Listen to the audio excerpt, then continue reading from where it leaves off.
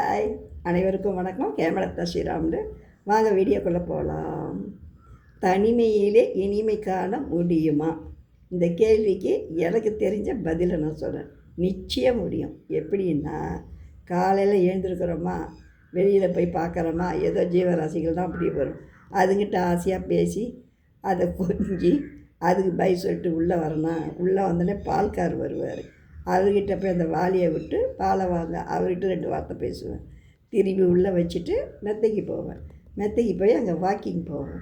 Walking போயிட்டு கொஞ்சம் rest எடுப்பேன். அங்கேயே ரெஸ்ட் எடுத்துகிட்டு என்னுடைய ஸ்கூல் படித்த தோழிகள்லாம் எனக்கு நினைவுகள் வருவாங்க. அவங்கெல்லாம் ஒவ்வொருத்தியாக குருமணி, ஜெயா, பத்மாவதி, சில பேருங்கெல்லாம் நான் எனக்கு பிடிச்ச பேருங்கெல்லாம் சைக்கிளில் சுற்றுவோம். அதெல்லாம் நினச்சிக்கிட்டு இருப்பேன். அதில் பாதி இன்பம் கிடச்சிடும் எனக்கு. அப்புறமா சாமி சூரிய பகவானை கும்பிட்டுட்டு நேராக கீழே வந்துடுவேன்.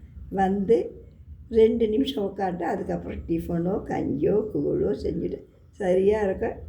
டெய்லி இந்த ஒர்க்கு தான் நான் பார்க்குறேன். நான் சந்தோஷமாக தான் இருக்கேன். என்ன மாரி இருக்கிறவங்களும் நீங்கள் இதேமாரி பழக்கம் பண்ணிக்கோங்க.